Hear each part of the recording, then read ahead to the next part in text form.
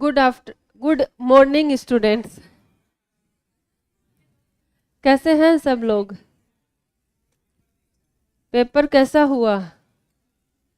क्या था पेपर में? कौन सा टॉपिक था? फोटोसिंथेसिस, मॉर्फोलॉजी, पीजीआर, रेस्पिरेशन भी था। अच्छा, 12th का पहला भी था। हाँ, तो कैसा हुआ पेपर? कोई डाउट है तो पूछ लो पेपर में। एआईटीएस था क्या? माइलस्टोन था? तो कैसा गया? कोई दिक्कत आई पेपर में? कुछ ऐसा भारी भरकम क्वेश्चन जो तुमने कभी देखा ना हो, सुना ना हो, उसके बारे में ऐसा कुछ आया? लाओ मेरे को पेपर दे दो, मैं करवा देती हूँ।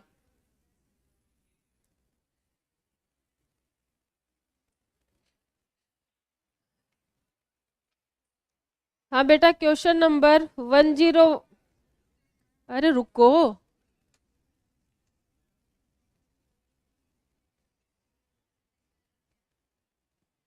101 से 110 तक कोई दिक्कत? 101 से 110 तक कोई दिक्कत है किसी को? क्वेश्चन नंबर 101 से 110। Which of following is not an electron carrier but a hydrogen carrier? Plastoquinone हो जाएगा ना। प्लास्टोक्विनोन हो गया, यूबिक्विनोन हो गया, ये हमेशा क्या होते हैं? हाइड्रोजन कैरियर होते हैं। तो देखो, प्लास्टोक्विनोन हाइड्रोजन को बाहर से अंदर एंटर करवाता है ना। Question number 105। Pumping of H plus can create low pH in lumen of thylakoid. सही बात है, हाइड्रोजन आयन को बढ़ाएगा और हाइड्रोजन आयन की concentration is inversely proportional to pH। तो pH क्या हो जाएगा? कम हो जाएगा। ATP synthase can use gradient of H plus, mark the correct statement. ATP synthase use करता है ग्रेडियंट को, ये भी सही है, तो दोनों सही है। तो दिक्कत क्या है? ये लो वाली दिक्कत हो गई ना कि पीएच को लो कैसे करता है, वहां तो हाइड्रोजन आयन बढ़ता है ना। 109, PGAL to PGA conversion involve. ये किसने पूछा है? एल्डिहाइड से एसिड बन रहा है, मतलब ऑक्सीडेशन हो रहा है, तो NaDH2 बनेगा।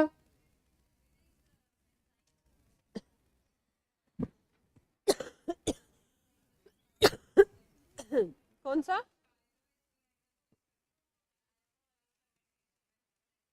ठीक है, अल्फा कीटोग्लूटारिक एसिड ये। हाँ, 111 से 115, 120। How many step of decarboxylation are involve to form one succinyl coenzyme A from one citrate if one fructose is a respiratory substrate? अगर रेस्पिरेटरी सबस्ट्रेट हमने क्या लिया है? फ्रक्टोज लिया है। ठीक है, तो कितने डिकार्बोक्सिलेशन स्टेप होंगे? पहला डिकार्बोक्सिलेशन कहाँ होगा? लिंक रिएक्शन में। दूसरा कब होगा? अल्फा कीटो बनेगा तब। तीसरा कब होगा? जब सक्सिनिल कोएंजाइम बनेगा तब। तो कितने हो जाएंगे? 3। तो ऑप्शन में ही नहीं है। हाँ, फ्रक्टोज का 1 लिया तो 2 बार होगा तो 6 हो जाएगा।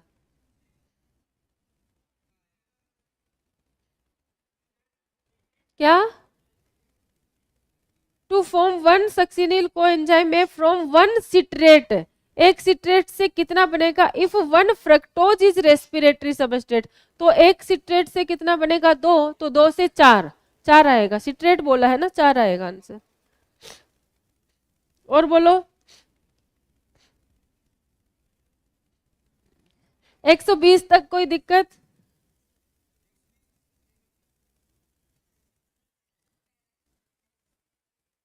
एक 121। In fermentation by yeast, after incomplete oxidation of glucose, pyruvic acid is converted into CO2 and ethanol. The enzyme involved in the process, pyruvic acid decarboxylase, pyruvic acid dehydrogenase. तो 4 आ जाएगा ना, मतलब वहां पे हाइड्रोजन भी निकल रहा है पायरुविक एसिड से। नहीं, हाइड्रोजन भी निकल रहा है और कार्बन डाइऑक्साइड भी निकल रहा है, तो दोनों हो जाएगा।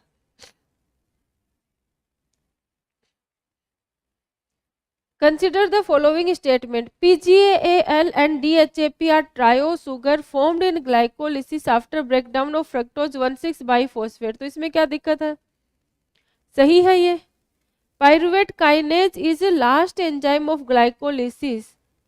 लास्ट एंजाइम तो नहीं होता। अच्छा, पायरुवेट काइनेज सही है। हाँ सही है ना, एटीपी बनता है लास्ट स्टेप में, तो दोनों सही है। और बोलो 122 से 131 तक। एक्टोकार्पस ब्राउन एल्गी सही है। Polysiphonia diplontic life cycle, volvox colonial algae, pinus diplontic life cycle, तो सेकंड आ जाएगा ना। पोलीसाइफोनिया क्या है? एल्गी है, तो डिप्लोंटिक नहीं होगा ना, हैप्लोडिप्लोंटिक होगा। फ्यूकस में होता है ना, मैं बोल रही हूँ ना, इसका वो ही होगा। और बोलो 131 तक बोलो। इन सिट्रस एक्साइल फ्लासेंटेशन फाउंड, सही बात है, नींबू सिट्रस में आता है ना, एक्साइल होता है। In citrus polyadelphous condition of stamen present, citrus में पॉलीएडेल्फस होती है क्या? होती है। In citrus axillary bud are modified into thorn, सही बात है, एक्सिलरी बड किसमें? सिट्रस, हाँ सही बात है। तो ऑल आर करेक्ट। अच्छा, इसमें क्या दिक्कत थी तुम्हें? तो इनकरेक्ट स्टेटमेंट कोई नहीं है ना, तो ऑल आर करेक्ट आ गया। तो इतना मत सोचो, इतना नहीं सोचना, ये नीट है, जेई नहीं है। और बोलो 132 से लेके 140 तक। 132 से 140।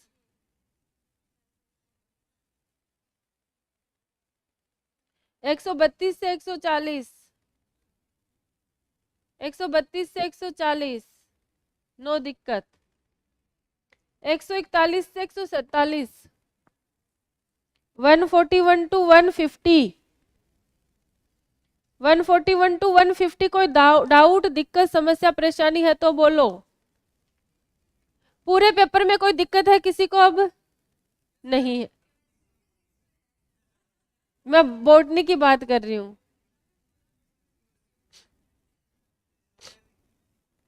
हाँ तो बेटा हम पढ़ रहे थे प्रिंसिपल ऑफ इनहेरिटेंस, ठीक है। तो हमने क्या पढ़ लिया था? मेंडल के बारे में पढ़ लिया था, और जनरल टर्म जो हम काम में लेते हैं वो पढ़ ली थी, ठीक है। आज हम बात करेंगे किसकी? मोनोहाइब्रिड क्रॉस की। किसकी बात करेंगे? Monohybrid cross.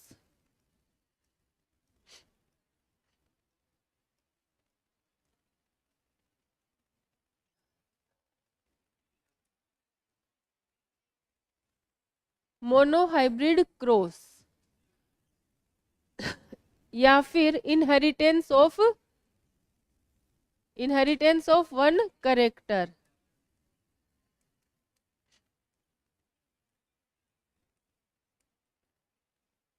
Inheritance of one character, एक करेक्टर की इनहेरिटेंस को ही हम क्या कह देते हैं?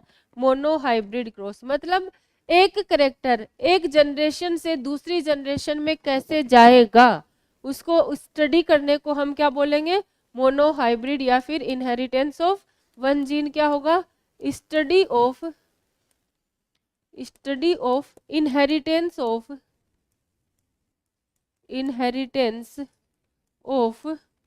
वन करेक्टर,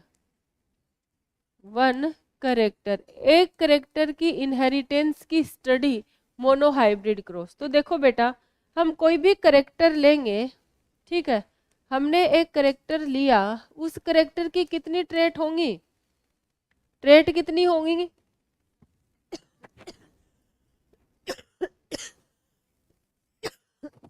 कोई करेक्टर लेंगे, उसकी ट्रेट कितनी होंगी? दो। एक होगी डोमिनेंट ट्रेट, एक होगी रिसेसिव ट्रेट।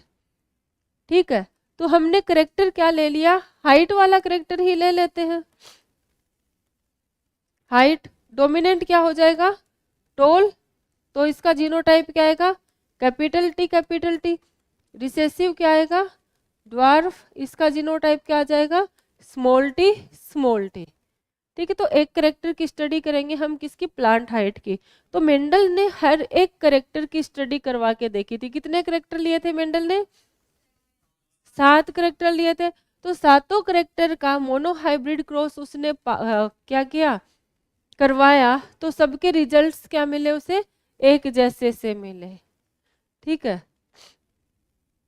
मतलब पहली जनरेशन में डोमिनेंट अपीयर हुआ, दूसरी जनरेशन में डोमिनेंट के साथ साथ रिसेसिव भी अपीयर हुआ। मतलब फिनोटाइप और जीनोटाइप क्या मिले, एक जैसे मिले।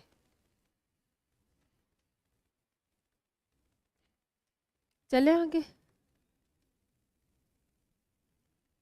आज राकेश नहीं आया, रविंदर भी नहीं आया, पीछे बैठा आज।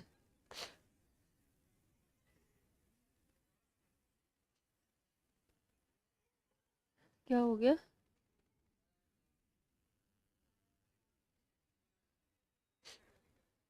बेटा बस बस बस।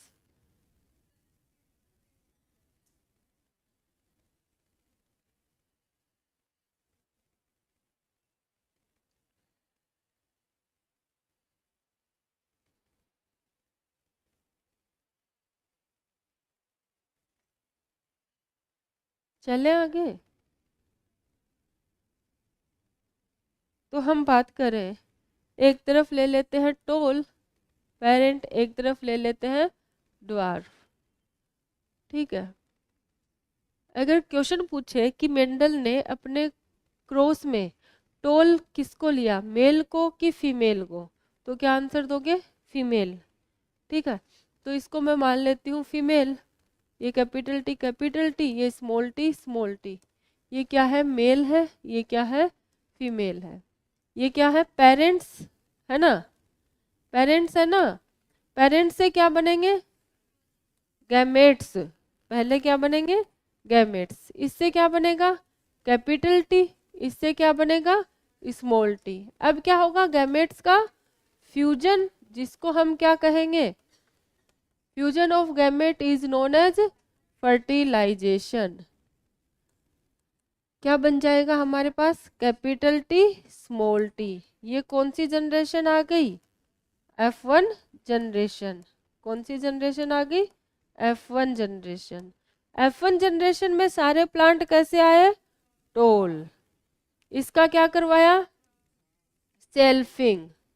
क्या करवाई, सेल्फिंग, मतलब इसका क्रॉस इसी के साथ करवाया, मतलब इस टोल का क्रॉस इस टोल के साथ। अब इसके भी क्या बनेंगे, गैमेट्स। इसके भी कितने गैमेट्स बनेंगे, 2 टाइप के, इसके भी 2 टाइप के। तो वापस से हम क्या बना दे, गैमेट्स बना दे।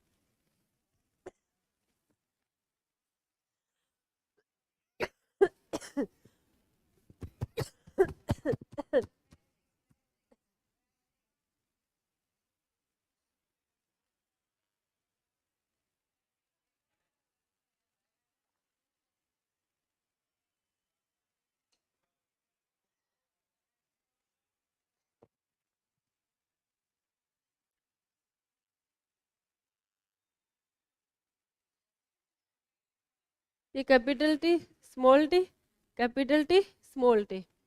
ठीक है, अब इनसे क्या करेंगे बेटा जी, दूसरी जनरेशन ऑब्टेन करेंगे, F2 जनरेशन। तो क्या यूज करेंगे, बन्नेट स्क्वायर। एक तरफ मेल गैमिट, एक तरफ फीमेल। एक गैमिट कैपिटल टी, दूसरा स्मॉल टी।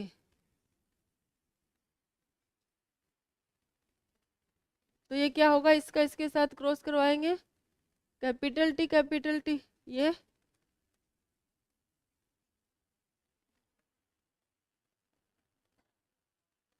क्या आ गई, F2 जनरेशन। F2 जनरेशन में कौन कौन से प्लांट आ रहे हैं,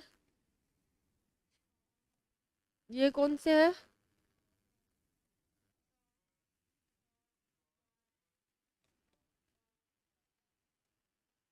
ठीक है। तो इसके बेस पे क्या दिया, फिनोटाइप और जीनोटाइप।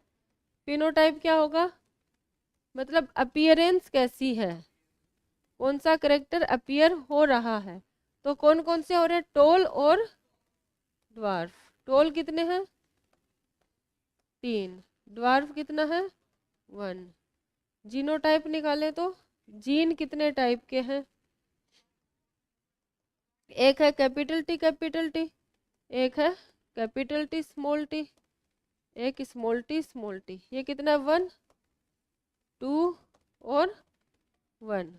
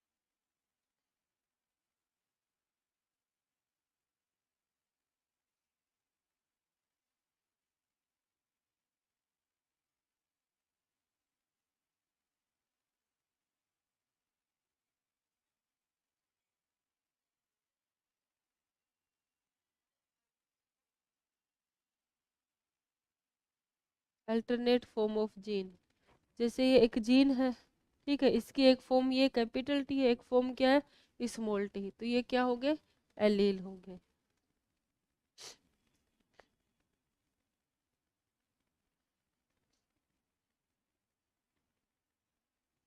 चले आगे, अब इसमें से क्वेश्चन क्या पूछेगा, how many percentage of progeny is toll in in monohybrid cross, कितना आएगा, 75। कितने हैं टोल, 3, कितने में से, 4 में से, 3/4 into 100। How many percentage of progeny is dwarf, कितना आ जाएगा, 25%। चले कर लिख ले क्वेश्चन।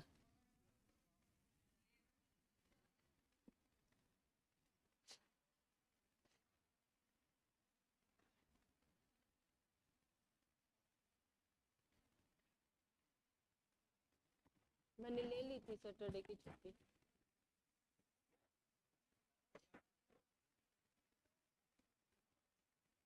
सैटरडे को ले ली थी छुट्टी, तुम लोग बोले थे ना मैम छुट्टी ले लो।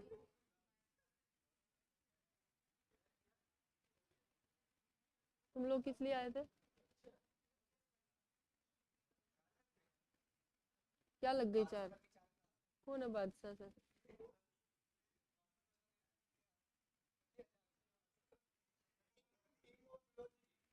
ओ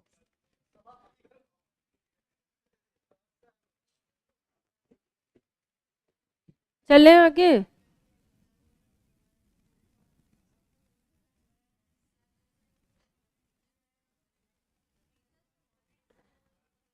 हाँ question, how many percentage of progeny is,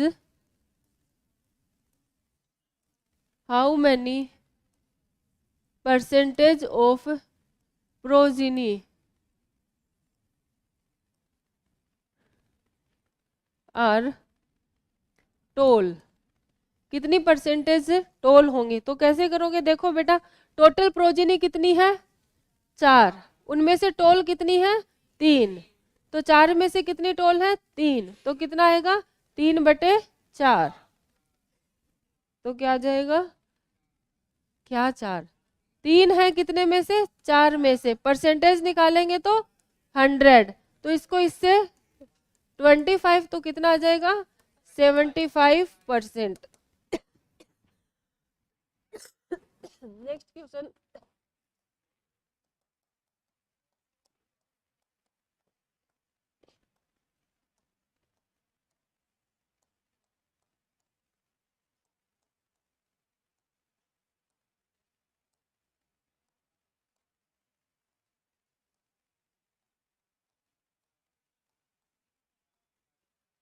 4 में से कितनी है 1 ना, तो 1/4 इंटू 100, तो कितना आ जाएगा 25%। कैपिटल टी जीनोटाइप कितनी परसेंट प्रोजिनी का है,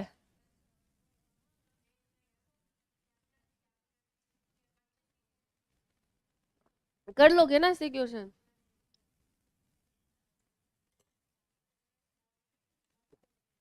हम्म, ऐसे पूछे हेट्रोजाइगस टोल कितने परसेंट है, 50%, होमोजाइगस टोल 25%, होमोजाइगस ड्वार्फ 25%, कर लोगे ना ऐसे क्वेश्चन।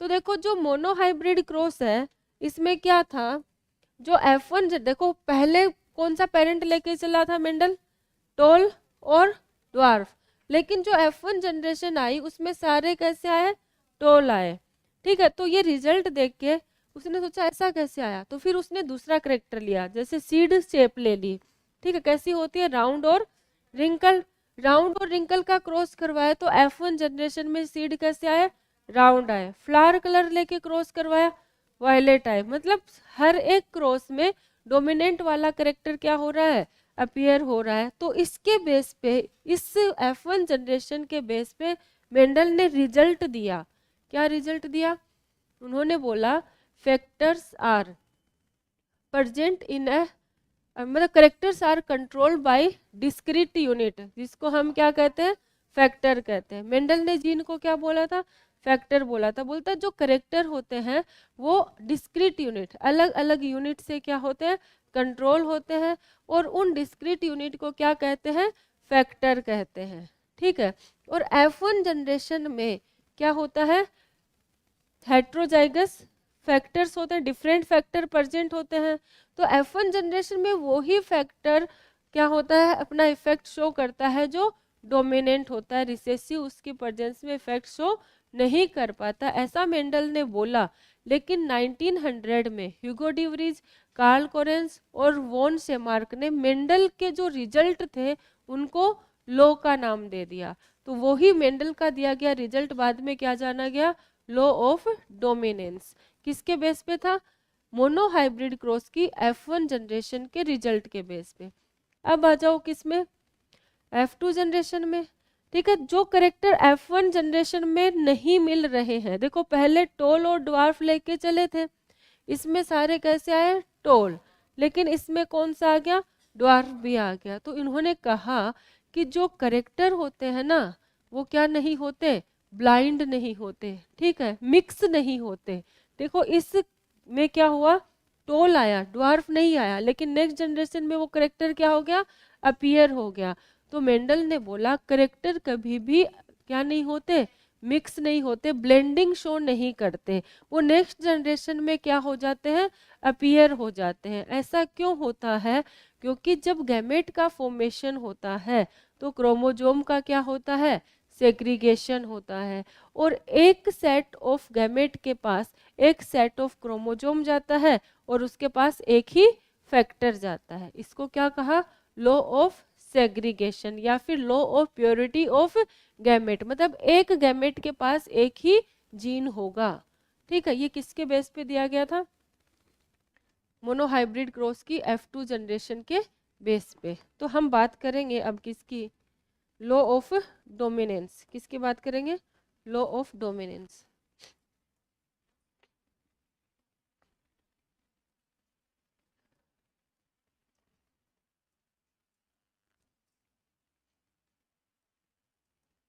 किस पे बेस्ड है?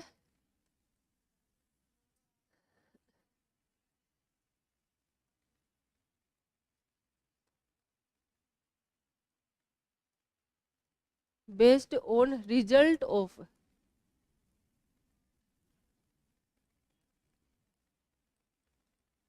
F1 generation, F1 generation of monohybrid cross.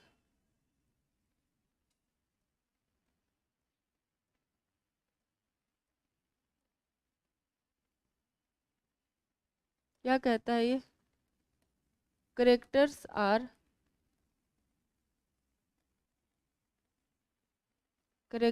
Are controlled bye, सीधा बैठ जा,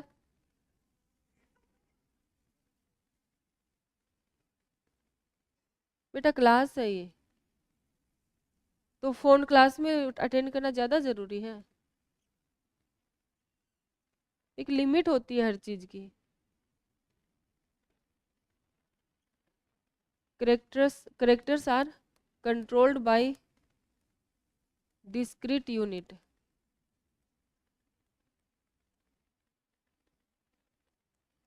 नोन एज, क्या बोलते हैं उनको? फैक्टर्स। और फैक्टर्स कैसे पाए जाते हैं? Factors are present in pairs. Factor हमेशा किस में पाए जाते हैं? पेयर्स में। Factors are present in pair. फिर हम बात करें इन हेट्रोजाइगस पेयर ऑफ फैक्टर, ये हमेशा कहाँ पे देखने को मिलेगा? जब हेट्रोजाइगस कंडीशन होगी तभी डोमिनेंसी देखने को मिलेगी। इन हेट्रोजाइगस पेयर ऑफ फैक्टर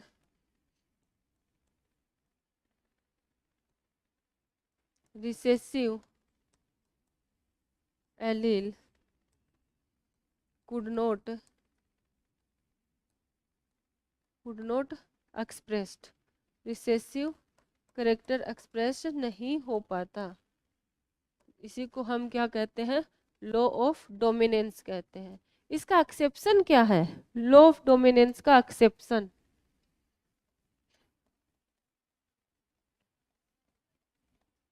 इसका एक्सेप्शन है इनकम्प्लीट डोमिनेंस और कोडोमिनेंस।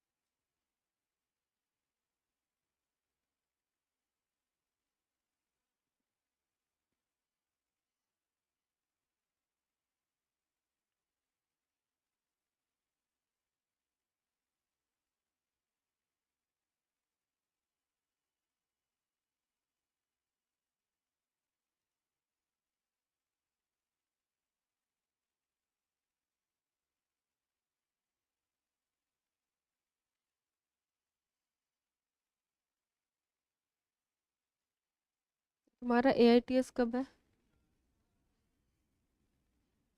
क्या आ रहा है? पूरी 11th आ रही है?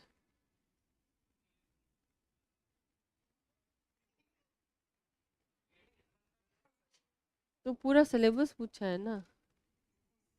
अब मुझे क्या पता 2 में क्या था, फर्स्ट में क्या था। पूरा 11th आ रहा है ना। तो बताओ परसों कौन सा चैप्टर लर्न करके आओगे?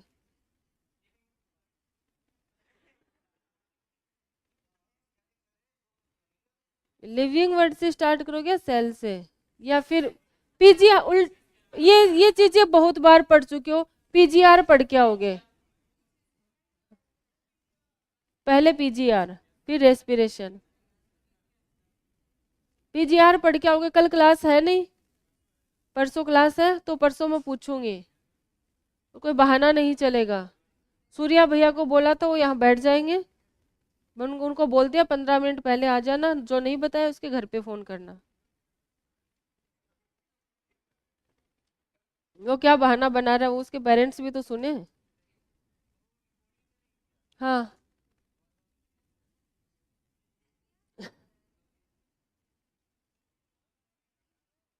फिर भी पढ़ लेते हैं, रिवीजन नहीं किया ना उसका, तो हो जरूरी है वो। चले आगे। ये तो था लॉ ऑफ डोमिनेंस। आगे हम बात करते हैं किसकी, law of segregation.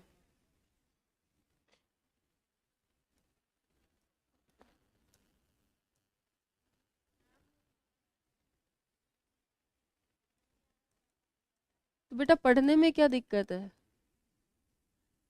Law of segregation, इसी को बोलते हैं law of purity of gametes.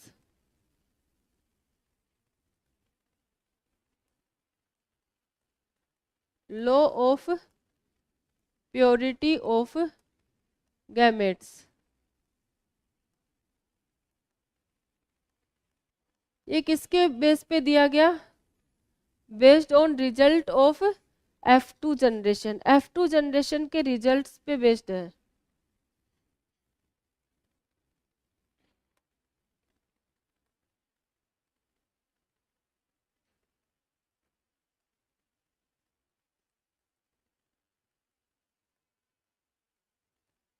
F2 generation of monohybrid cross.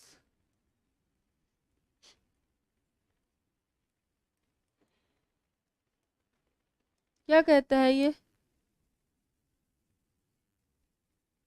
क्या, characters note show blending. Characters blending show नहीं करते, वो अपीयर हो जाते हैं किसमें, नेक्स्ट जनरेशन में। ठीक है,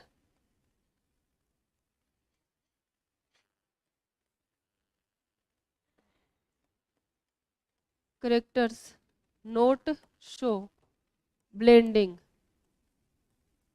ब्लेंडिंग या फिर इसी को हम बोल सकते हैं मिक्सिंग। मिक्सिंग या ब्लेंडिंग शो नहीं करते, appear in next generation.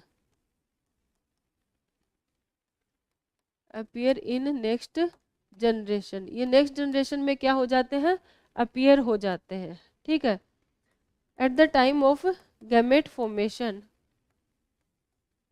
Eight the time of gamete formation क्या होगा, ऐसा क्यों होता है, ब्लेंडिंग शो क्यों नहीं करते। गैमेट फॉर्मेशन क्या होता है, सेग्रीगेशन ऑफ फैक्टर्स। फैक्टर्स जो पेयर में है उनका क्या होगा, सेग्रीगेशन होगा, और एक गैमेट के पास क्या आएगा, एक ही फैक्टर आएगा, उस करेक्टर का एक ही फैक्टर आएगा। Eight the time of gamete formation क्या होगा, सेग्रीगेशन ऑफ, सेग्रीगेशन का मतलब जान रहे हो ना, एक बार तुम लिख लो फिर मैं डायग्राम से बता दूंगी। Segregation of factors takes place, यहाँ क्रोमोजोम का सेग्रीगेशन भी बोल सकते हैं, क्योंकि फैक्टर कहाँ होगा, क्रोमोजोम के ऊपर ही होगा। Takes place and one gamete receive,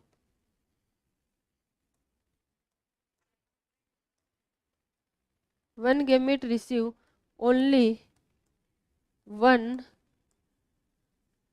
one one factor, one pair of factor,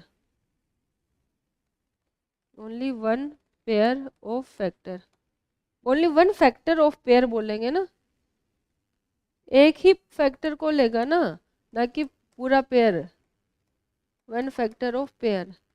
इसका कोई एक्सेप्शन नहीं होता, लो प्योरिटी ऑफ गैमेट का कोई एक्सेप्शन नहीं होता। वैसे होते हैं लेकिन तुम्हारे लेवल पे यही बताना है, नो एक्सेप्शन।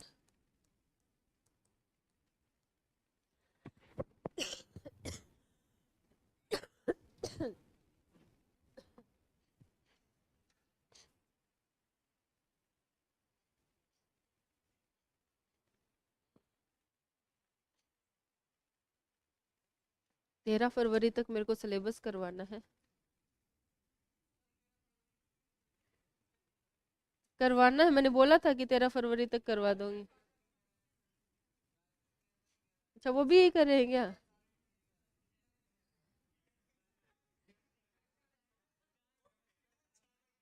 ताकि बसंत पंचमी के दिन तुम फ्री रह पाओ।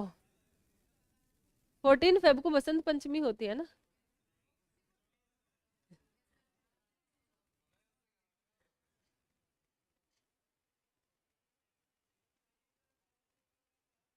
क्या?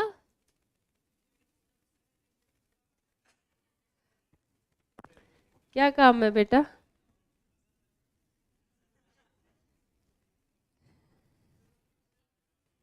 सरस्वती माता की पूजा करेगा?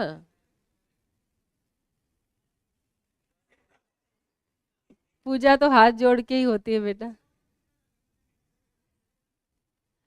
हाथ तो जोड़ दोगे पता है मुझे।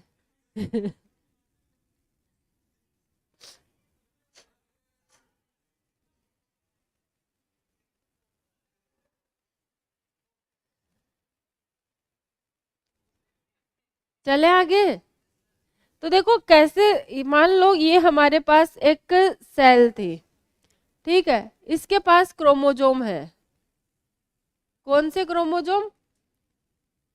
Homologous chromosome. और तुम जानते हो कि होमोलोगस क्रोमोजोम क्या होते हैं? ऐसे क्रोमोजोम जिनमें सेम लोकस पे सेम करेक्टर वाला जीन प्रेजेंट होता है। तो हमने देखा इस लोकेशन पे और इस लोकेशन पे, इस पे प्रेजेंट है कैपिटल टी, इस पे कौन है? Small T. जब गैमेट का फॉर्मेशन होगा तो क्या होगा? मियोसिस फर्स्ट होगा। तो क्रोमोजोम क्या होगा? ये इधर जाएगा, ये इधर जाएगा, एनाफेज स्टेज में जाएगा ना।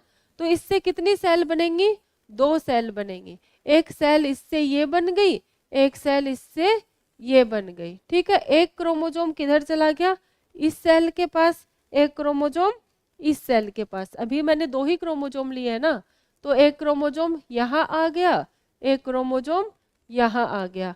तो इस क्रोमोजोम ये पेयर में थे फैक्टर, अब ये क्या हो गए? पेयर में से अलग हो गए। इसके पास क्या चला गया? Capital T. और इसके पास क्या चला गया? Small T. तो अब ये गैमेट क्या है? इस करेक्टर के लिए प्योर है, इसमें सिर्फ स्मॉल टी। ये गैमेट जिसके पास जाएगा तो कौन सा वाला करेक्टर लाना चाहेगा? ड्वार्फ वाला। ये जिसके पास जाएगा कौन सा वाला करेक्टर लाना चाहेगा? टॉल वाला लाना चाहेगा। तो ये इसके लिए प्योर है, ये इसके लिए प्योर है, इसलिए क्या कहते हैं इसको? प्योरिटी ऑफ गैमेट्स बोलते हैं, ठीक है। बोला at the time of gamete formation, एक गैमेट ये बना, एक गैमेट ये बना, segregation of factors takes place. एक फैक्टर इधर चला गया, एक फैक्टर इधर चला गया, मतलब फैक्टर्स क्या हुए? सेग्रीगेट हुए, हो गए segregate. And one gamete receive one factor of pair, मतलब इस पेयर का एक ही फैक्टर किसके पास आया? एक गैमेट के पास आया। यही क्या है? Law of segregation. सेग्रीगेट भी हो रहे हैं और एक के लिए क्या है? प्योर भी है, इसलिए क्या बोल दिया? Purity of gamete. इसमें कोई दुख दर्द पीड़ा दिक्कत समस्या परेशानी हो तो बताओ? नो दिक्कत नो पीड़ा। अब देखो बेटा, तुम्हें मैंने 2 प्लांट दे दिए। क्या कर दिया मैंने तुम्हें? 2 प्लांट दे दिए, दोनों टोल हैं, plant A plant B. Plant A is tall and plant B is also tall. Then तुम्हें फाइंड करना है कि कौन सा कैपिटल टी है, कौन सा कैपिटल टी स्मॉल टी है। मतलब देखने से फिनोटाइप दोनों का क्या है? टोल है, लेकिन तुम्हें उनका जीनोटाइप फाइंड आउट करना है, होमोजाइगस टोल है कि हेट्रोजाइगस टोल है। इसके लिए क्या करोगे? सेल्फिंग करवा दोगे। तो कैपिटल टी की कैपिटल टी वाले के साथ सेल्फिंग करवाओगे तो सारे टोल आएंगे। तो क्या करवाएंगे? टेस्ट क्रॉस करवाएंगे। क्या करवाएंगे? टेस्ट क्रॉस में सेल्फिंग नहीं करवाते हैं। हाँ, सेल्फिंग से कैसे पता चलेगा? करवाओ सेल्फिंग। हाँ, सारे उसमें टोल भी आएंगे, ड्वार्फ भी आएंगे। तो हेट्रो, वापस से वही दिक्कत आ गई, कौन सा हेट्रोजाइगस टोल आया है कि होमोजाइगस टोल आया है? तुम जो कह रहे हो देखो, इसकी सेल्फिंग करवा ली हमने, ठीक है, तो हमारे पास क्या आएगा, यही तो रिजल्ट आएगा ना। Capital T capital T capital T small T capital T small T small T small T, ये तीनों क्या आए हैं हमारे पास, टोल आए हैं ना। तो एक ड्वार्फ आ गया, ठीक है, इससे तो फिर भी ये टोल वालों का तो जीनोटाइप नहीं पता चला ना, हमें तो टोल वाले का फाइंड आउट करना है ना, ड्वार्फ वाले का नहीं फाइंड आउट करना। अब इसमें कैसे बताओगे तीन में से कौन से का कैपिटल टी स्मॉल टी है।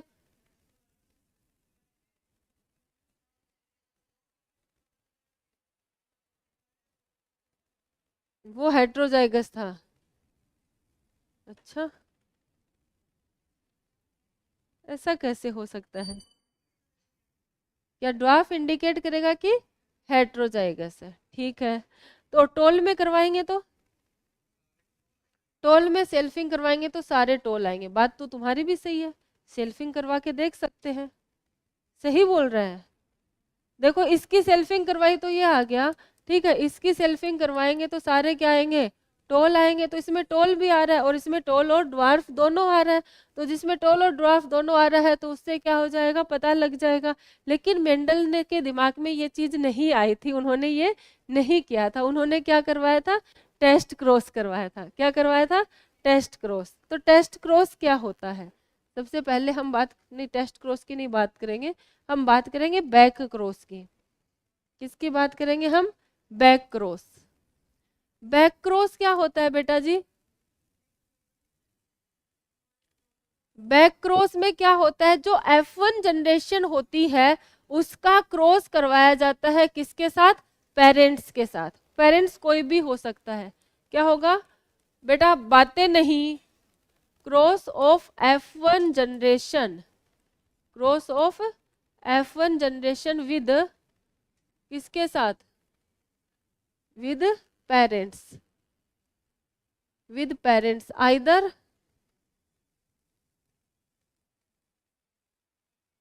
टोल और ड्वार्फ, चाहे टोल वाला पेरेंट हो चाहे ड्वार्फ वाला हो, चाहे डोमिनेंट हो चाहे रिसेसिव हो, ये दो तरीके का हो सकता है, एक होगा आउट क्रॉस और एक होगा टेस्ट क्रॉस, एक होगा आउट क्रॉस और दूसरा क्या होगा, टेस्ट क्रॉस।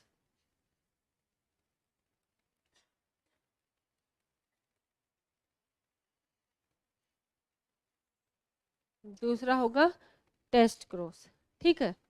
अब आउट क्रॉस क्या होता है, इसमें क्या होगा, जो हमारे पास F1 जनरेशन आई, F1 जनरेशन का क्रॉस हम करवाएंगे किसके साथ, डोमिनेंट पेरेंट के साथ, किसके साथ, डोमिनेंट पेरेंट के साथ इसका क्रॉस करवाएंगे, तो ये क्या आ जाएगा, कैपिटल टी स्मॉल टी, इसका क्रॉस किसके साथ करवा दिया, कैपिटल टी के साथ, इसके कितने गैमेट, दो, और इसका कितना टाइप का, एक टाइप का, रिजल्ट क्या आएगा, capital T capital T capital T small T, मतलब ऑल प्लांट क्या आएंगे, टोल आएंगे।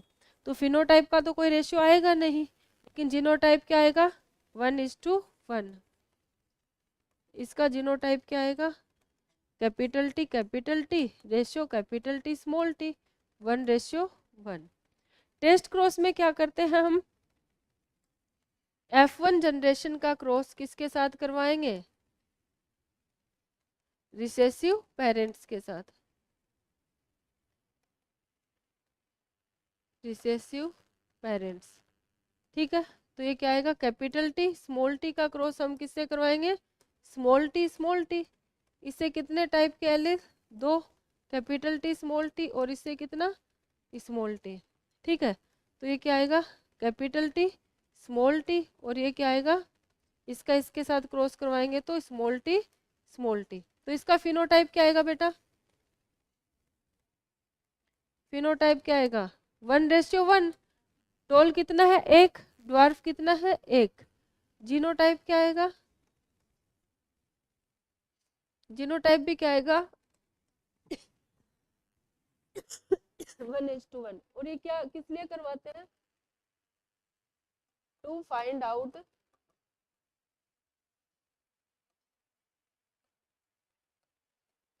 जीनोटाइप, ठीक है, जीनोटाइप फाइंड आउट करने के लिए कि वो होमोजाइगस है कि हेट्रोजाइगस है।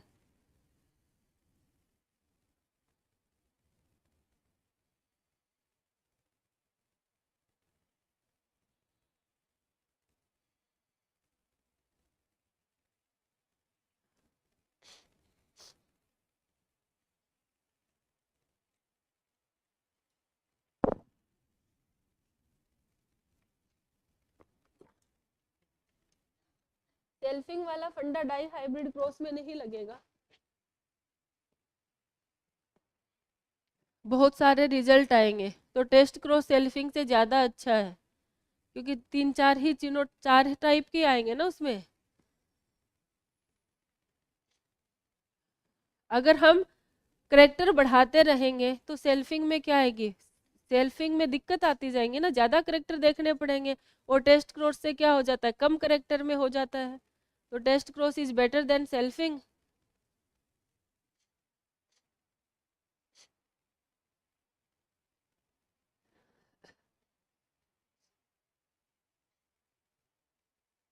तो हमने मोनो हाइब्रिड क्रॉस पढ़ा क्या होता है, टेस्ट क्रॉस पढ़ा क्या होता है। टेस्ट क्रॉस से क्वेश्चन हमेशा पूछा जाता है, जब भी जीनोटाइप की बात करे, किसी के भी जीनोटाइप की, जीनोटाइप फाइंड करना है, टेस्ट क्रॉस करवा दो, ठीक है।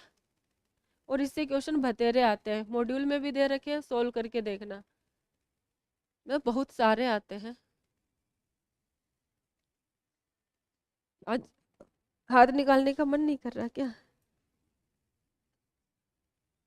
मेरी भी नहीं है ठीक, भी मैं पढ़ा रही।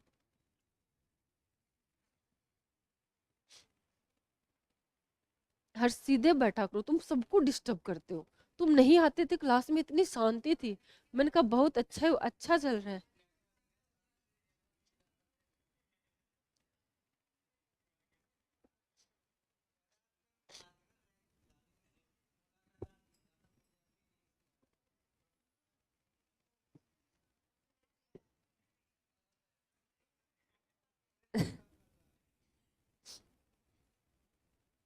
चले आगे।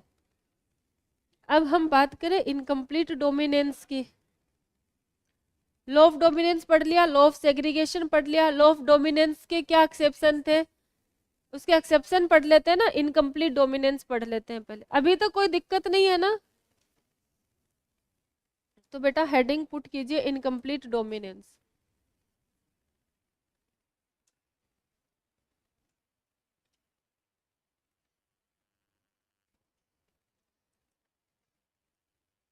इनकम्प्लीट डोमिनेंस को सबसे पहले किन्होंने डिस्कवर किया था? कार्ल कोरेंस ने। किसमें? मिराबिलिस जलापा में। Discovered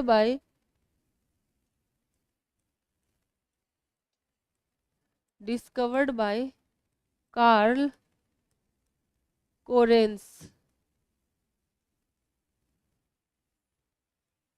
in Mirabilis jalapa. Mirabilis jalapa को क्या बोलते हैं? 4 o'clock प्लांट।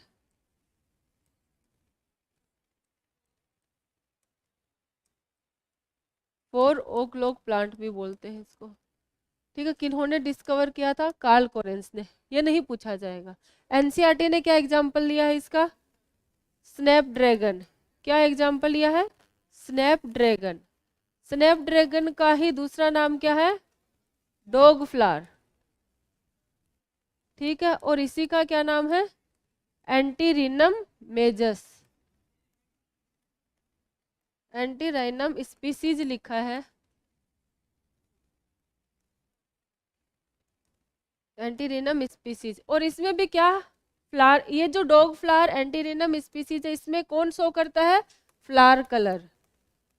फ्लावर का जो कलर होता है वो क्या शो करता है बेटा जी? Incomplete dominance.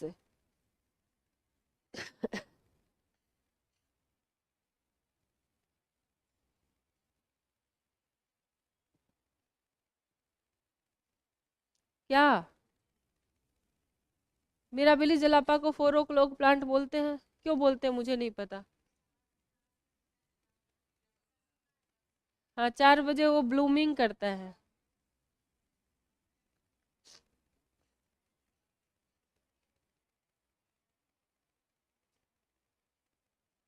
अब तुम तो देख नहीं सकोगे उसे कि करता है कि नहीं करता है 4 बजे ब्लूमिंग, क्योंकि तुमसे तो उठा जाएगा नहीं। 4 बजे कौन उठे? 4 बजे उठने से पहले 3 बजे उठना पड़ेगा, 3:30 बजे।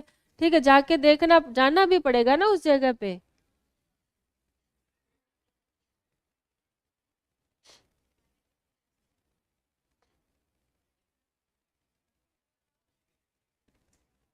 क्या?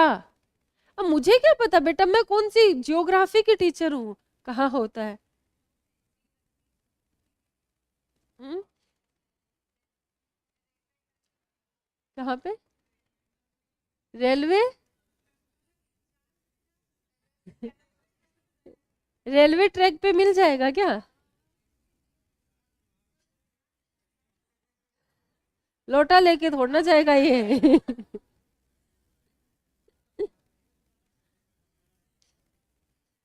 चले आगे। अरे लिख लिए हो सब?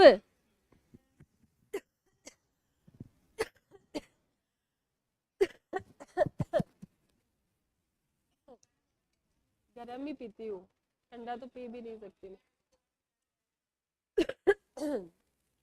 बैठ के पीना चाहिए पानी तो।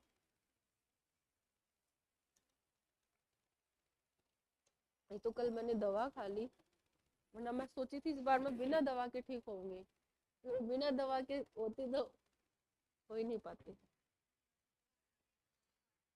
पी लिया, सब कर लिया। चले आगे।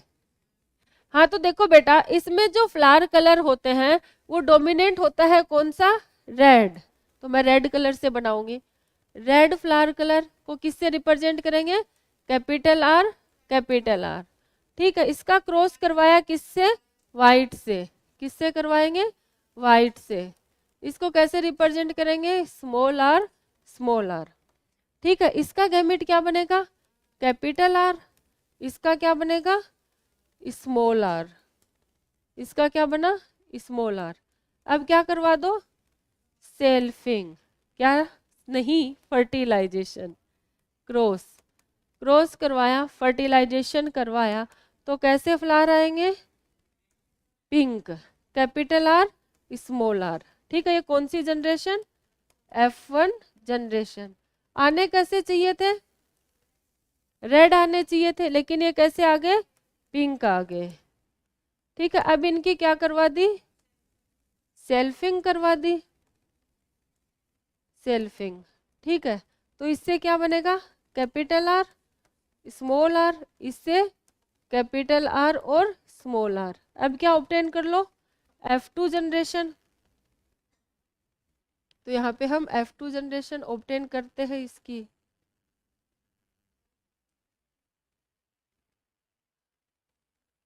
तो एक तरफ मेल गैमिट, एक तरफ फीमेल गैमिट।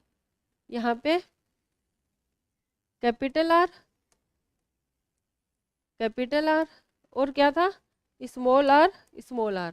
ये स्मॉल आर, स्मॉल आर। ठीक है, कैपिटल आर आ गया। ठीक है, फिर कौन आएगा? Capital R, small R, capital R, small R. ये क्या आएगा? Small R, small R. तो F2 जनरेशन में क्या आ रहा है? ये कैसा आ रहा है? रेड। ये वाला कैसा आएगा? रेड। ये दो कैसे आएंगे? पिंक। ये भी पिंक और ये भी पिंक। और ये कैसा आएगा? वाइट। तो इसमें बेटा जीनोटाइप और फिनोटाइप क्या आएगा? अगर हम बात करें इसके फिनोटाइप की, तो फिनोटाइप क्या आएगा? किस किस के बीच में निकालेंगे? Red ratio pink ratio white. तो रेड कितना है? 1। पिंक कितना है? 2। वाइट कितना है? 1। अगर हम इसका जीनोटाइप निकालें तो जीनोटाइप क्या आएगा? Capital R ratio capital R small R ratio small R small R. ये कितना है? 1। ये 2 और ये 1। तो इनकम्प्लीट डोमिनेंस में जीनोटिपिक और फिनोटिपिक रेशियो क्या आता है? सेम आता है। तो हम बोलेंगे in this type of inheritance both genotypic and phenotypic ratio same.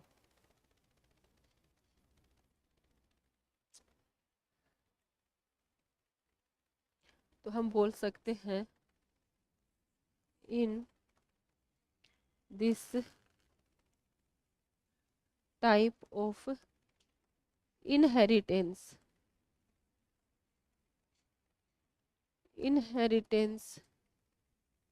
Genotype and phenotype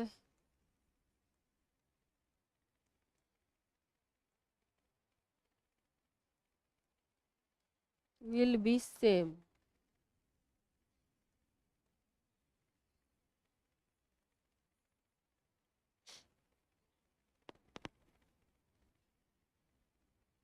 तो क्वेश्चन आएगा कौन सी इनहेरिटेंस में सेम होता है? इनकम्प्लीट डोमिनेंस में। किस में पाई जाती है? Snap flower colour of dog flower, snapdragon, antirrhinum species. ठीक है। होता क्या है इनकम्प्लीट डोमिनेंस? हेट्रोजाइगस कंडीशन में डोमिनेंट एलील भी अपना इफेक्ट शो करना चाहता है, रिसेसिव भी करना चाहता है, तो दोनों ही अपना इफेक्ट शो नहीं कर पाते, एक अलग ही इफेक्ट शो हो जाता है, इंटरमीडिएट फिनोटाइप आ जाता है। ठीक है। जब डोमिनेंट भी क्या कर रहा है, एक्सप्रेस होना चाह रहा है, और रिसेसिव भी एक्सप्रेस होता है, तो क्या होता है, मिक्सिंग आ जाती है दोनों का, तो उसको क्या बोल देते हैं, इनकम्प्लीट डोमिनेंस। वो कोडोमिनेंस होता है।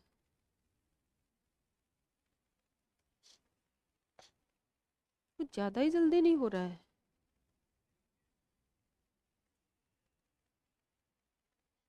क्योंकि तो डाई हाइब्रिड क्रॉस भी करवाना है।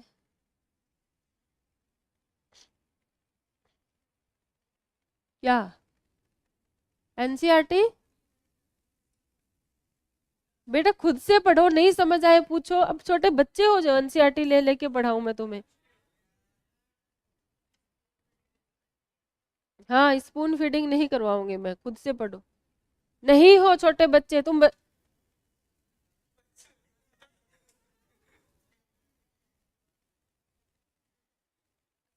मैं नहीं बोल सकती, तुमने कंप्लीट कर दिया मेरा सेंटेंस। गरिमा को मेंटेन करके रखना है। क्या? तनिक साइड हो जाए।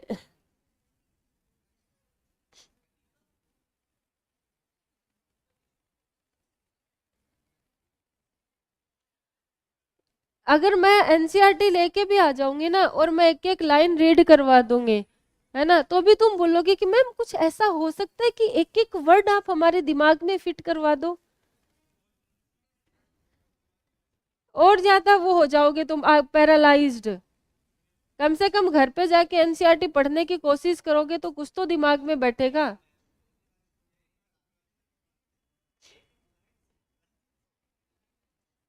तभी तो वो है, मैं हूं।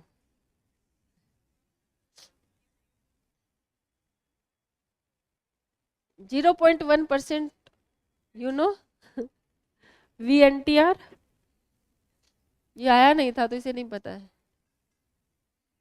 पढ़ चुका है लेकिन दिमाग में नहीं आ रहा ना अभी। तुमने वीडियो नहीं देखे थे?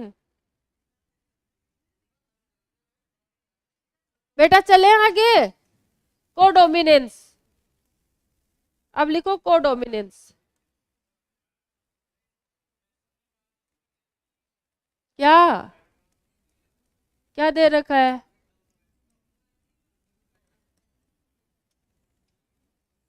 क्या दे रखा है पैराग्राफ में?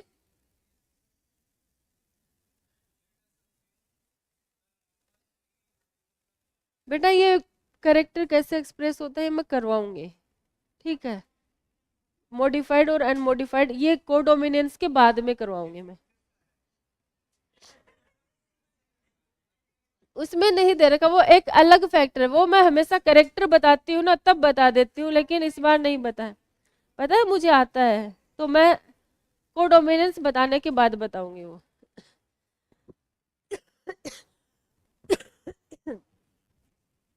को का मतलब क्या होता है? को का मतलब क्या होता है, साथ साथ।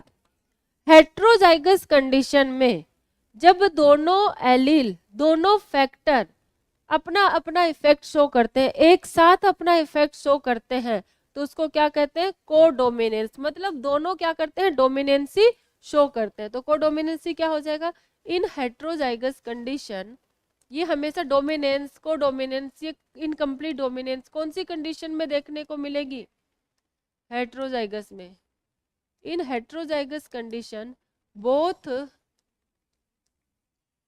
Factors, both factors are expressed together। दोनों फैक्टर एक साथ एक्सप्रेस होते हैं, तब उसको क्या बोलते हैं, कोडोमिनेंस बोलते हैं। एग्जाम्पल क्या होगा बेटा इसका, ब्लड ग्रुप नहीं होगा, ए बी ब्लड ग्रुप होगा, ए बी ओ नहीं, A B blood group. ABO क्यों नहीं होगा, देखो हम बात करते हैं, एबीओ ब्लड ग्रुप एग्जाम्पल है मल्टीपल एलेलिज्म का। देखो हमारा एक ब्लड ग्रुप क्या है, एबीओ, मतलब एक मल्टीपल एलेलिज्म, मतलब एक करेक्टर के लिए एक से ज्यादा एलील। तो क्या होता है, या तो आई ए, आई ए, आई आई ए के साथ, देखो एक मिनट पूरा विस्तार से बताऊंगे ना। मतलब एक के लिए कितने एलील हैं, तीन। कौन कौन सा, एक तो आई ए, एक है आई बी, या तो मैं लिख दूं आई ओ, या लिख दूं स्मॉल आई। ठीक है, तो जब एक करेक्टर को कंट्रोल करने के लिए, वैसे तो दो एलील होते हैं, यहाँ कितने, दो से ज्यादा एलील है, तो किसका एग्जाम्पल हो गया, मल्टीपल एलेलिज्म का। अब ये कैसे कैसे कंबाइन हो सकते हैं, तो आई ए के साथ आई ए आ सकता है, आई ए के साथ स्मॉल आई आ सकता है, आई ए के साथ बी आ सकता है। ठीक है, तो तीनों का कॉम्बिनेशन बना दिया। अब हम बात करें बी की, तो क्या होगा, आई बी, आई बी, आई बी के साथ क्या आ सकता है, आई आ सकता है, ए आ सकता है, वो पहले आ चुका है। ठीक है, फिर हम क्या बात करेंगे, एक दो तीन, हाँ अब क्या आ जाएगा, स्मॉल आई, स्मॉल आई। तो ये ब्लड ग्रुप, इन दोनों का ब्लड ग्रुप क्या आएगा, ए।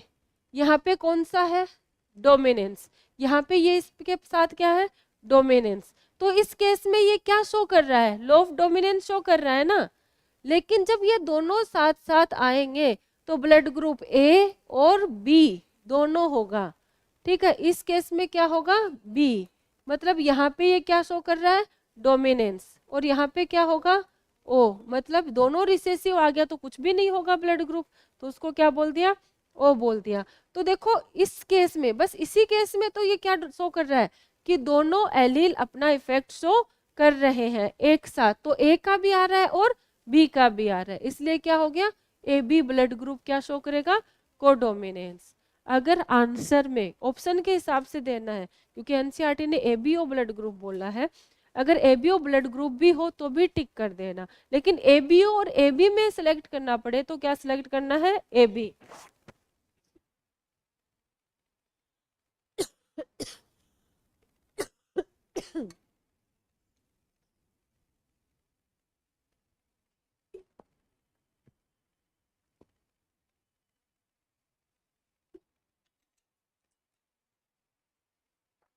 एक क्या क्वेश्चन पूछा जाएगा, ब्लड ग्रुप में जीनोटाइप कितने बनते हैं,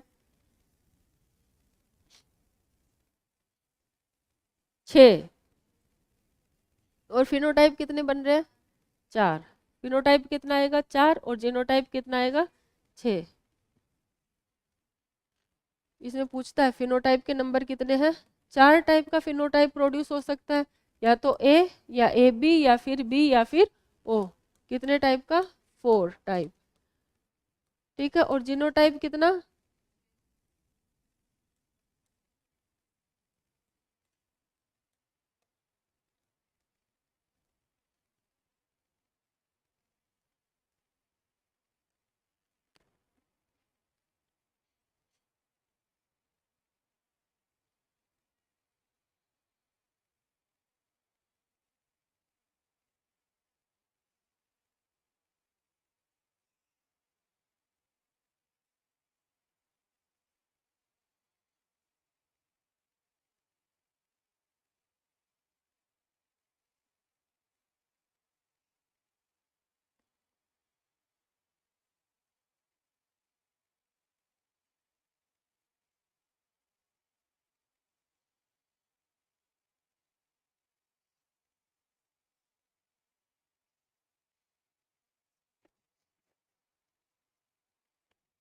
वो तुम पढ़ चुके हो, एंटीजन एंटीबॉडी।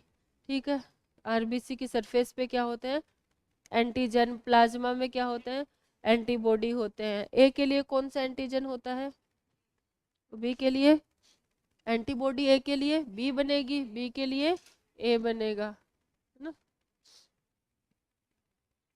और एंटीबॉडी किसके लिए नहीं होते, एंटीजन किसके लिए नहीं होते, ए बी के लिए।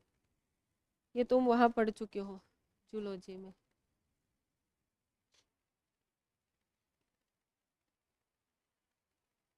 अब मॉडिफाइड और अनमॉडिफाइड एलील की बात कर लेते हैं अब।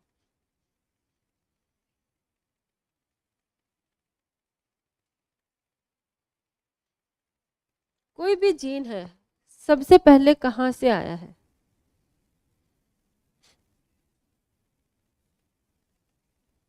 मैं पहले पहले लोग कहाँ रहते थे, जंगलों में रहते थे, फॉरेस्ट में रहते थे, वाइल्ड। तो जो भी वाइल्ड एलील है या फिर नॉर्मल है उसको हम क्या बोलेंगे, डोमिनेंट। क्योंकि हमारे करेक्टर कहाँ से, पहले कहाँ रहते थे, जंगल में रहते थे ना लोग बाग। फिर उनको क्या किया, सेल्फिंग करवा करवा के डोमेस्टिकेटेड बनाया, है ना। एनिमल्स का भी यही करते हैं, प्लांट का भी हम यही करते हैं कि वाइल्ड स्पीसीज जो होती है उनका हम इनब्रीडिंग करवाते हैं और उनको हम क्या बनाते हैं, डोमेस्टिकेट करते हैं। तो जो डोमिनेंट करेक्टर है वो कहाँ से आया, वाइल्ड करेक्टर बोलेंगे उसको। तो वाइल्ड करेक्टर बोल दो, डोमिनेंट करेक्टर बोल दो, एक ही बात होती है। ठीक है, अब उस जीन में हमने क्या मॉडिफिकेशन किया जिसकी वजह से कौन सा करेक्टर अपीयर हुआ, रिसेसिव करेक्टर। जीन में मॉडिफिकेशन होने की वजह से क्या अपीयर होता है, रिसेसिव करेक्टर अपीयर होता है। और वाइल्ड करेक्टर जो है वो क्या होता है, डोमिनेंट करेक्टर होता है। ठीक है, तो हम किसी करेक्टर की बात करें तो हम क्या बात करेंगे कि ये मेरे पास क्या है, एक जीन है। ठीक है, क्या है, एक जीन जो क्या है, अनमोडिफाइड है। क्या है, अनमोडिफाइड, मतलब इसमें कोई भी मॉडिफिकेशन नहीं किया है। ठीक है, तो ये एक सेगमेंट है AGCT, AGCT, AGCT। ठीक है, ये जीन है, ये क्या बनाएगा, एक mRNA बनाएगा, बनाएगा कि नहीं बनाएगा। इस mRNA से क्या बनेगा, प्रोटीन बनेगा। ठीक है, और प्रोटीन क्या बनाएगी, एंजाइम बनाएगी। क्या बनाएगी, एंजाइम।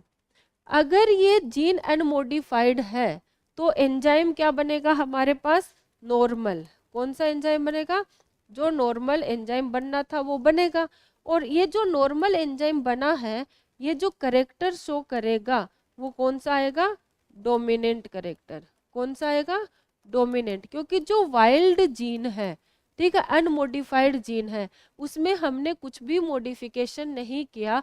अगर उसको एक्सप्रेस होने देते हैं तो क्या बनता है, नॉर्मल एंजाइम बनता है और नॉर्मल करेक्टर शो होता है। और उस करेक्टर को हम क्या बोल देते हैं, डोमिनेंट करेक्टर।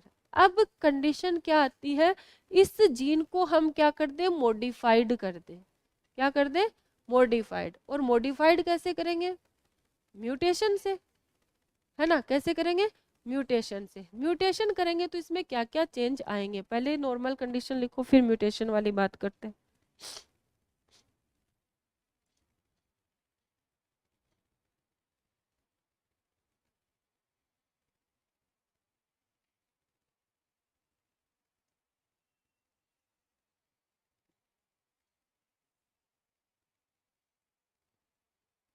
आज टाइम धीरे हो रहा है क्या, या मेरी घड़ी खराब हो गई है।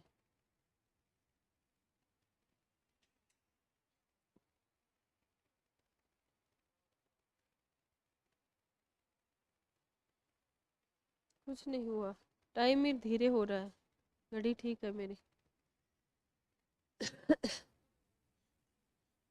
हाँ, आज तुम लोग जल्दी लिख रहे हो, अच्छा है ना, तुम जल्दी लिखोगे तो ज्यादा जल्दी टॉपिक कवर होगा।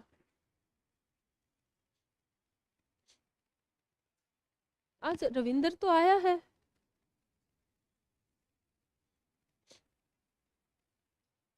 आज वो नहीं आया, शुभम। क्यों नहीं हुआ, तबीयत तो ठीक है उसकी, क्यों।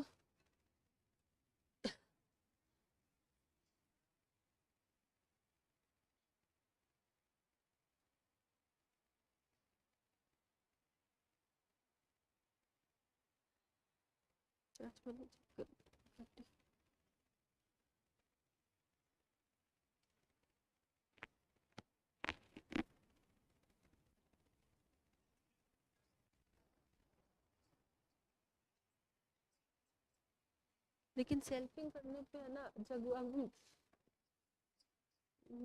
मैंने ये बताया था सेल्फिंग से कि जैसे ये कैपिटल टी है, ठीक है, इसकी सेल्फिंग इसी से करवा देंगे।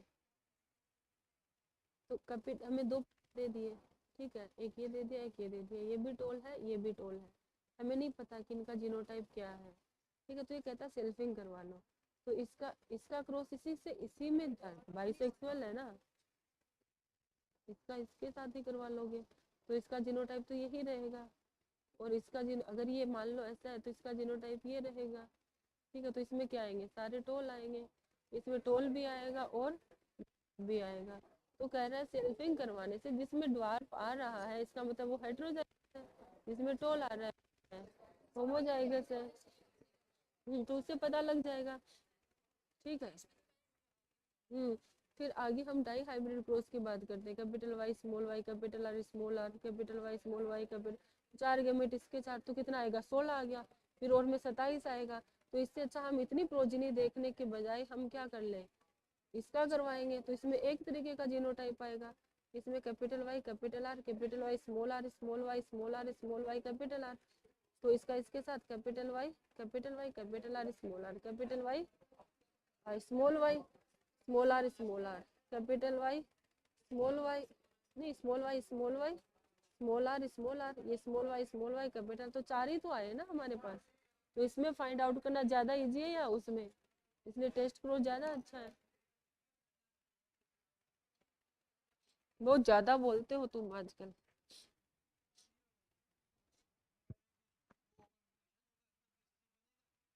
तो ये बताऊंगी ना अभी आगे।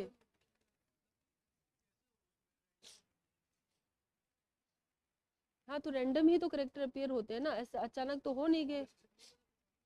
हम्म कुछ और कैसे बन जाएगा।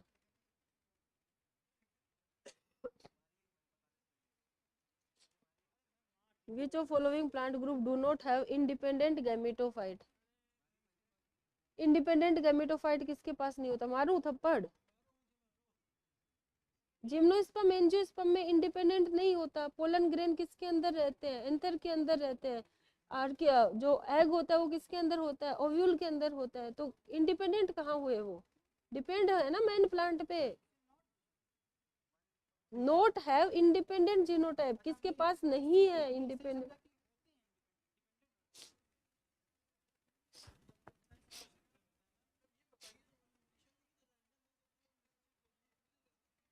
तो क्या बनेगा, वो तो जो नॉर्मल है वो तो नहीं बनेगा ना। रिसेसिव के मतलब जो मॉडिफाइड होके करेक्टर आता है वो रिसेसिव होता है, और जो नॉर्मल करेक्टर आता है वो डोमिनेंट होता है। पहले मतलब एक जीन था उसमें बालों मतलब एक जीन था उसमें प्लांट की हाइट क्या आ रही थी, टोल आ रहे थे, ठीक है। उसमें म्यूटेशन हो गया कि एंजाइम बना ही नहीं, एंजाइम बना ही नहीं तो क्या होगा, क्या हाइट बढ़ पाएगी ना, तो प्लांट कैसा रहेगा, छोटा ही रहेगा। तो जितना रहेगा वो कौन सा करेक्टर आ गया, रिसेसिव। लेकिन लेस फंक्शनल बना तो क्या हाइट बढ़ पाएगी। तो बस यही तो है, देखो नॉन फंक्शनल एंजाइम या फिर नो एंजाइम, इसमें बता रही हूँ ना, तो कैसी लग रही है अभी। हम्म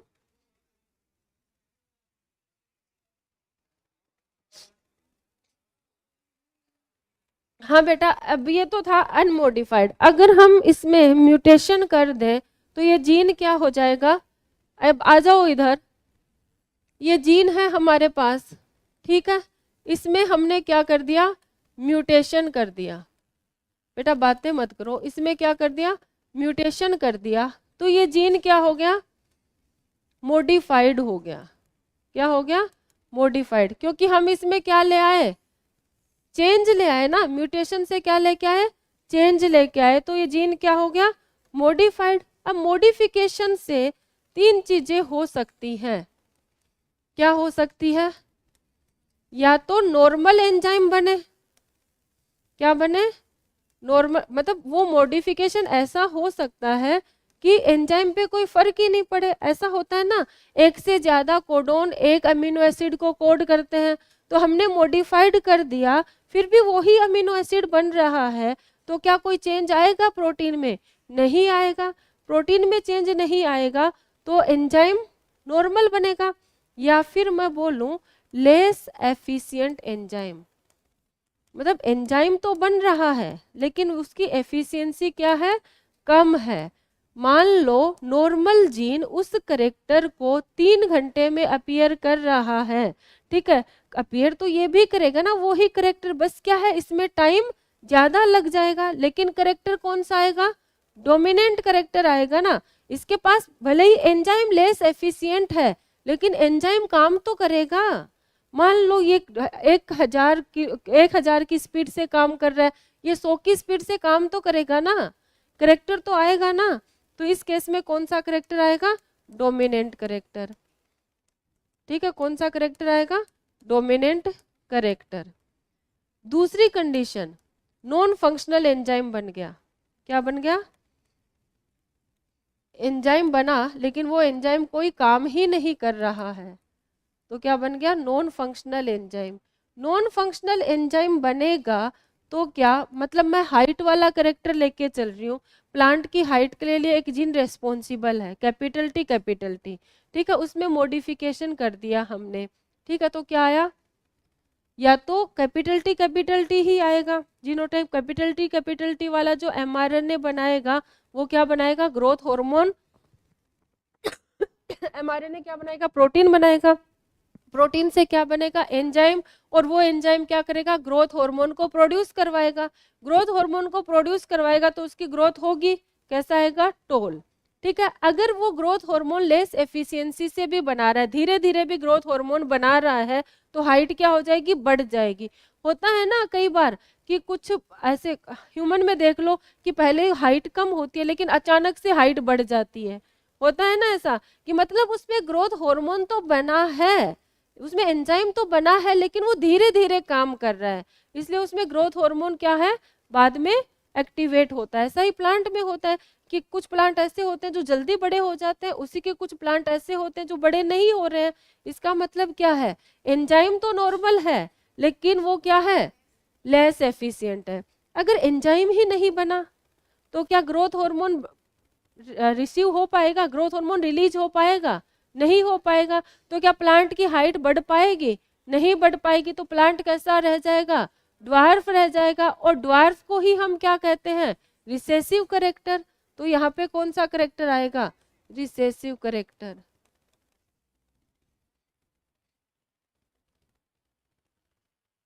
और एक कंडीशन और, कि एंजाइम ही नहीं बने तो क्या होगा? तो ये तो पता ही है क्या होगा। नो एंजाइम एट ऑल, कोई एंजाइम ही नहीं बना तो कोई करेक्टर अपीयर होगा क्या? डोमिनेंट करेक्टर अपीयर होने की तो कोई बात ही नहीं है, तो क्या होगा? Recessive character. इस केस में भी क्या आएगा हमारे पास? Recessive character. समझ गए बात को? समझ आई? वकार? हाँ बेटा, बेटा जी आ गया समझ? पढ़ा दिया ना, कुछ छोड़ा नहीं ना?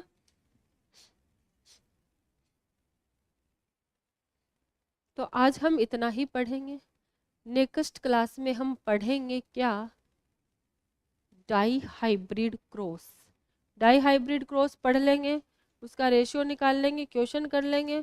उसके साथ साथ डाई हाइब्रिड क्रॉस के साथ साथ अगर टाइम रहा, इंडिपेंडेंट असॉर्टमेंट तो हो ही जाएगा, फिर प्लियोट्रोपी, मल्टीपल एलेलिज्म, इनको डिस्कस कर लेंगे।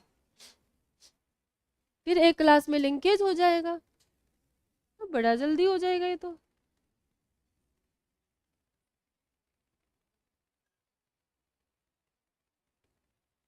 हाँ, सीड जर्मिनेशन वाला बताएंगे, प्लियोट्रोपी बताएंगे तब।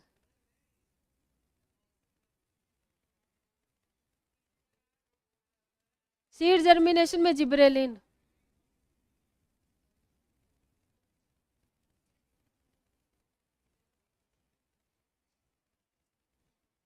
सेक्स डिटर्मिनेशन में एक लेक्चर खाएगा पूरा।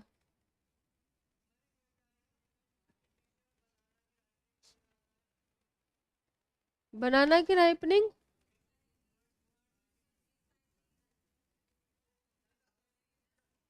क्वेश्चन बोलो।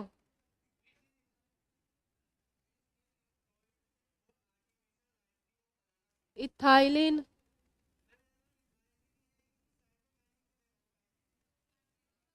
इथाइलिन ही आएगा। साइटोकाइनिन, इथाइलिन आ सकता है, ऑक्सिन आ सकता है, लेकिन साइटोकाइनिन तो नहीं आएगा।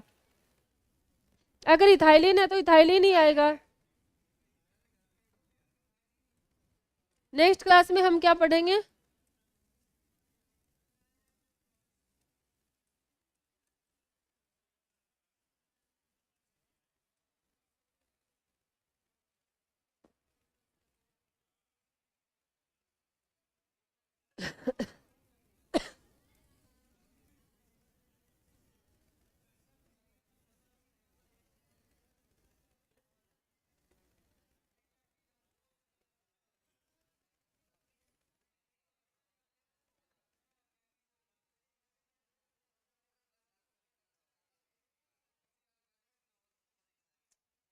बेटा इसको जाके एनसीईआरटी से पढ़ना, नोट से पढ़ना, क्वेश्चन लगाना, इसके जेनेटिक्स और मोलिकुलर बेसिस ऑफ इनहेरिटेंस के क्वेश्चन लगाना जितना हो सके।